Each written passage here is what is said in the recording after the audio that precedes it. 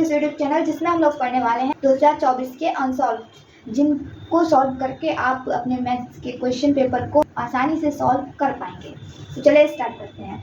सबसे पहले यहाँ पर हम लोग करने वाले हैं 2024 का सेट 1, जिसका नाम है HB और इसका खंड A, मतलब कि MCQs मल्टीपल चॉइस जो क्वेश्चन होते हैं वो।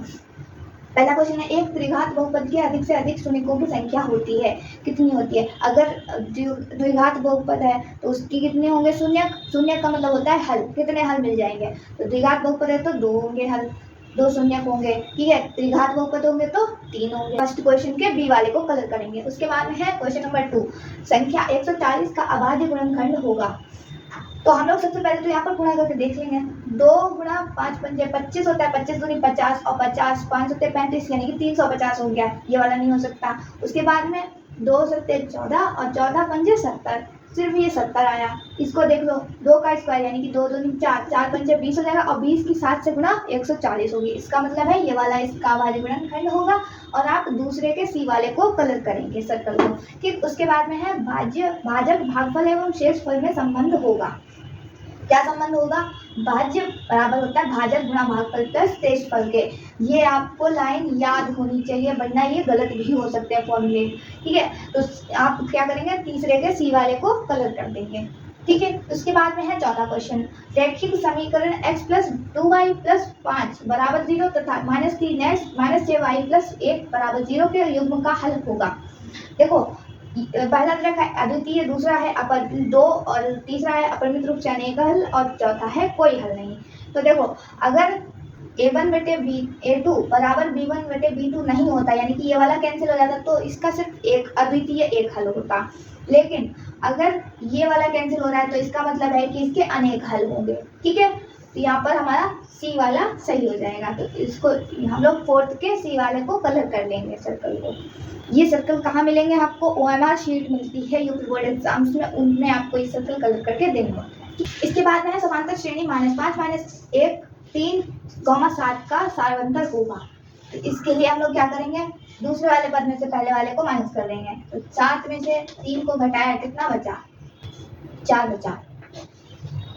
तो इसका मतलब है इसका सारवंतर कितना हो गया? 4 हो गया। उसके बाद में दूसरा, द्विघात समीकरण ax² + bx + c का विविधकर होगा। इन सब में से कौन जाएगा? क्या हो जाएगा? सी वाला करेक्ट हो जाएगा, मतलब ये वाला आपको सर्कल कलर करना होगा। इसके बाद है 2 बिंदुओं 2,3 और 4,1 के बीच की दूरी होगी।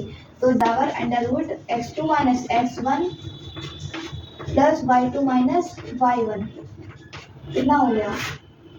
√x2 का मान 4 - x1 का मान 2, कितना बचा?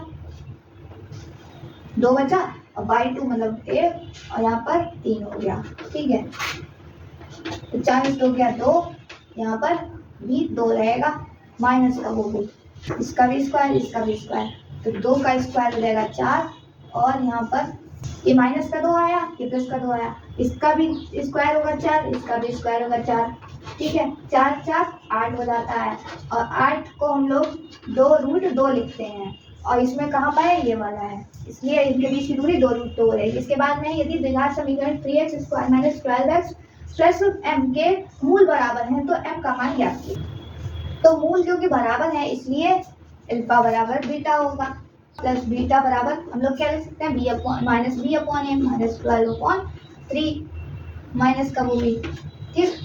तो माइनस प्लस हो गया, 4 आ जाएगा इधर और इधर कितना है? अल्फा प्लस बीटा, यानी कि 2 बीटा अगर करते हैं तो बीटा का मान हो गया 4/2, यानी कि 2 हो गया बीटा का मान। और जब बीटा का मान 2 है तो अल्फा इंटू बीटा का जब फॉर्मूला लगाते हैं तो C/A लिखते हैं। C का मान यहाँ पर m है और बटे में A का मान है 3, ठीक है। और अल्फा इंटू बीटा यानी कि बीटा का मान 2 है तो अल्फा का मान भी 2 ही होगा, तो 2 की गुणा 2 से यानी कि 4 हो गया और 3 को इधर भेजेंगे तो 12 हो जाएगा। और यहाँ पर 12 कहाँ रखा है? यहाँ पर, यानी कि m का मान कितना हो गया? 12 हो गया। इस तरह से हम लोग इसे सॉल्व कर लेंगे।